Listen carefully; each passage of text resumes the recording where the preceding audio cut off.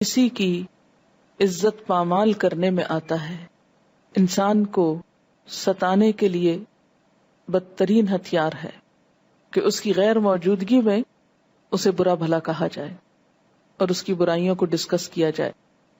ایک شخص نے حضور صلی اللہ علیہ وسلم سے پوچھا غیبت کیا ہے؟ آپ نے فرمایا یہ کہ تو کسی شخص کا ذکر اس طرح کرے کہ وہ سنے تو اسے ناگوار ہو، اسے اچھا نہ لگے کہ میرے بارے میں اس طرح کا اوپینین دیا گیا ہے۔ اس نے عرض کیا یا رسول اللہ صلی اللہ علیہ وسلم اگرچہ میری بات سچی ہو؟ فرمایا اگر تیری بات باطل ہو تو یہی چیز پھر بہتان ہے، الزام ہے۔ وَلَا يَغْتَبْ بَعْضُكُمْ بَعْضًا، تم میں سے بعض کی غیبت نہ کریں۔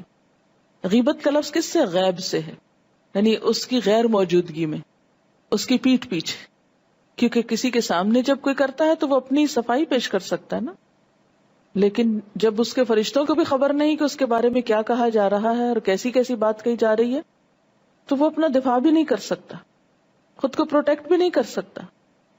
اسی لیے اس کو کس سے تشبیہ دی گئی؟ مردہ بھائی کے گوشت کھانے سے، کیونکہ بھائی جب مر جاتا ہے تو اس کو انگلی کو چھری سے کاٹے یا کچھ اور کہیں سے کاٹے تو وہ کچھ بھی نہیں کر سکتا نا، مرا ہوا انسان تو ہاتھ نہیں ہلا سکتا۔ تو غائب انسان مرے ہوئے انسان کی طرح جو خود کو پروٹیکٹ نہیں کر سکتا، پوری طرح دوسرے کے رحم و کرم پہ ہوتا ہے نا۔ تو مرے ہوئے انسان کے ساتھ انسان کا معاملہ کیسا ہونا چاہیے؟ ہمدردی کا نا۔ تو ایک مسلمان دوسرے مسلمان کے لیے آخر ہمدردی کیوں نہیں رکھتا جو اس کے اپنے ہی جسم کا ایک حصہ ہے؟ پھر اسی طرح یہ ہے کہ اگر غیبت اس لیے کی جائے کہ دو انسانوں کے تعلقات خراب ہوں تو یہ چغلی کہلاتا ہے، یعنی برائی کو بس ایسے ہی مزے کے لیے ڈسکس کرتے رہنا، یہ غیبت ہے، خاص اچھی کیوں نہ ہو۔ جھوٹ ہے تو بہتان ہے، اور اگر فساد ڈالنے کے لیے ہے تو چغلی۔ اب بعض صورتیں ایسی ہیں کہ جن میں انسان کو دوسرے کے بارے میں کوئی اوپینین دینے کی ضرورت پڑتی ہے یا دیے بغیر چارہ نہیں ہوتا۔ وہ کون سی صورتیں ہیں؟ مثلا ہم دیکھتے ہیں کہ ایک بدو حضور کے پیچھے نماز میں آ کے شامل ہوا اور نماز ختم ہوتے ہی یہ کہتا ہوا چل دیا خدایا مجھ پر رحم کر اور محمد صلی اللہ علیہ وسلم پر، اور ہم دونوں کے سوا کسی کو اس رحمت میں شریک نہ کر۔ حضور صلی اللہ علیہ وسلم نے جب سلام پھیرا تو صحابہ سے فرمایا تم لوگ کیا کہتے ہو، یہ شخص زیادہ نادان ہے یا اس کا اونٹ؟ تم نے سنا نہیں کہ یہ کیا کہہ رہا تھا؟ وہ جا چکا تھا، اس کے پیچھے آپ کہہ رہے ہیں، کیا یہ غیبت نہیں تھی؟ بظاہر تو غیبت ہی نظر آتی ہے، لیکن آپ کو کیوں کہنا پڑا؟ تاکہ دوسرے لوگ ایسا نہ کرنا شروع کر دیں، دوسرے لوگ ایسا کام نہ کریں۔ کیونکہ اگر آپ اس پہ خاموشی اختیار کرتے تو آپ کو معلوم ہے کہ ایسی خاموشی اختیار کرنے کا مطلب کیا ہے۔ آپ کی خاموشی کیا ہوتی تھی؟ تقریری حدیث، ٹیسٹ اپروول، خاموش تلقین کہ ہاں ٹھیک ہے سب ایسا کر سکتے۔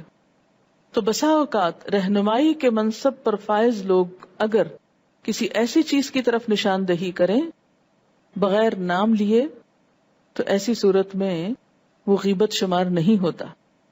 اسی طرح کسی کی شادی کے موقع پر کوئی رشتہ ہو رہا ہے اور کوئی آ کے پوچھتا ہے کہ ہاں بھی فلاں تمہارا کلیگ ہے بتاؤ کیسا ہے، تو اس کی کوئی اگر ایسی عادت ایک آدھ پتہ ہے آئندہ مشکل ہو سکتی ہے شادی کے بعد کسی دوسرے کو، تو اس کا ذکر کیا جا سکتا ہے۔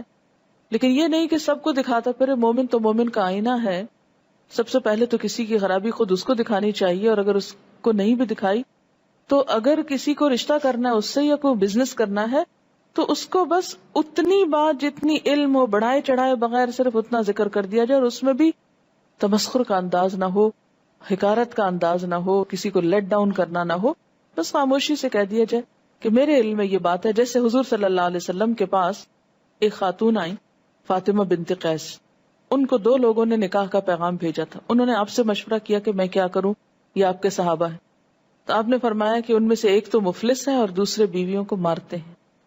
اب یہ دونوں چیزیں ویسے تو غیبت میں شمار ہوتی، لیکن آپ کو بتانی پڑی تاکہ یہ خاتون پہلے سے اپنے مائنڈ کو پریپیئر کر لے کہ اگر مارنے والے کے ساتھ زندگی گزار سکتی ہے تو ٹھیک ہے قبول کر لے، اور اگر ایک شخص مفلس ہے غریب ہے اور یہ اس پہ قناعت کر لے گی تو ٹھیک ہے کر لے۔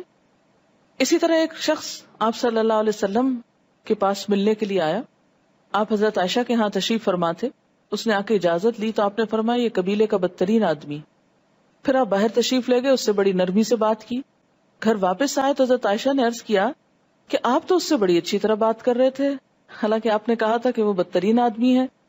آپ صلی اللہ علیہ وسلم نے فرمایا، خدا کے نزدیک قیامت کے روز بدترین مقام اس شخص کا ہوگا جس کی بد زبانی سے ڈر کے لوگ اس سے ملنا جلنا چھوڑ دیں۔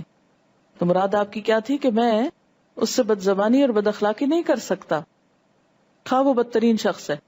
اس سے ہم سب کو کیا سبق ملتا ہے کہ خواہ کوئی کیسا ہی برا انسان ہو، یہ کہیں بھی جائز نہیں کہ ہم اس کے ساتھ بدتمیزی شروع کر دیں اور یہ جواز دیں کہ وہ برا ہے اس لیے ہم کو بدتمیزی کرنی ہے، ہرگز نہیں۔ اور حضرت عائشہ کو کیوں بتایا تھا آپ نے یہ برا شخص ہے؟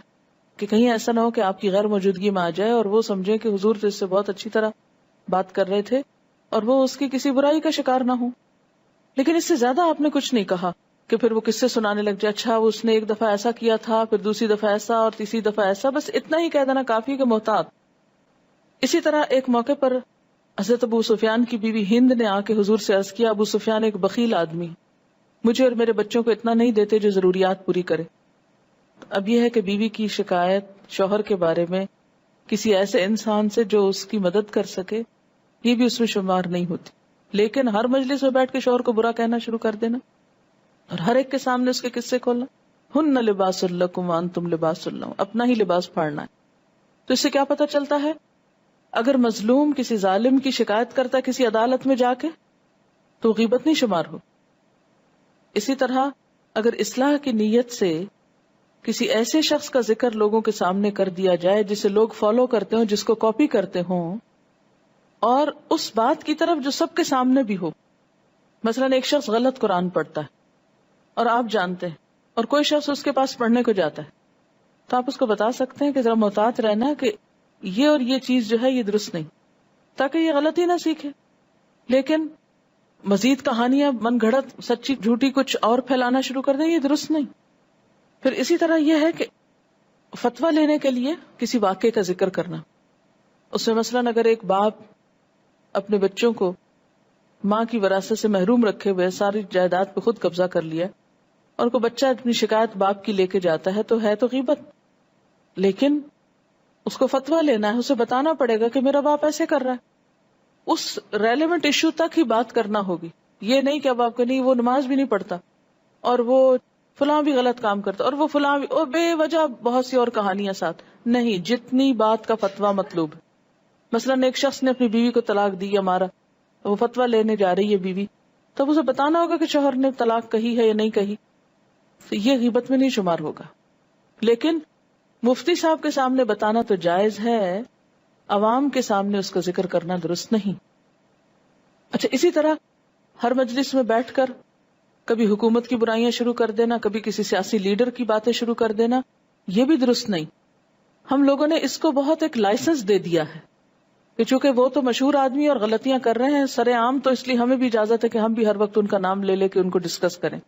نہیں، یہ بھی غیبت میں شمار ہوتا ہے۔ لا يحب اللہ الجہر بالسوء من القول الا من ظلم، اللہ کسی برائی کو بآواز بلند کہنا پسند نہیں کرتا مگر جس پہ ظلم کیا گیا ہو، یعنی مظلوم کو یہ حق ہے کہ اپنے ظلم کی شکایت کسی کو سنائے۔